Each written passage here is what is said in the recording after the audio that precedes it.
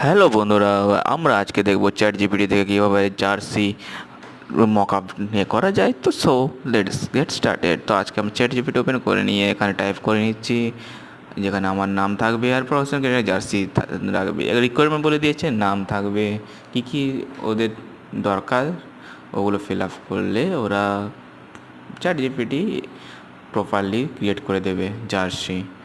So এটা type করছি, নাম প্রথমে নাম দিয়ে দেবো দেবু, তারপরে 7 নম্বর জার্সি নাম্বার, কালার এখানে রাখবো ব্লু, দেন এখানে লোগো কিছুই দেবো না, সেই রিটার্ন আবার দেখাচ্ছে এটা এটা দরকার, 3টা পয়েন্ট দরকার, দিলে ওরা ক্রিয়েট করে দেবে। টিম নেম যদিও আমি বসে ইয়ার বসাবো ভাবছি, দাঁড়াও, হ্যাঁ ডিজাইন কর্নার নাম বসিয়ে দিচ্ছি। এগুলো আবার ফিল আপ করার জন্য বলছিলাম, আমি নাও করে দিয়েছি এবং এখানে এত এত এত ওরা ওই হিসেবে ক্রিয়েট করে দিয়েছে। আমাদের জার্সি কেমন লাগলো আজকে ভিডিওতে জানাবে, পুরো প্রপারলি একটা জার্সি ক্রিয়েট করে দিয়েছে।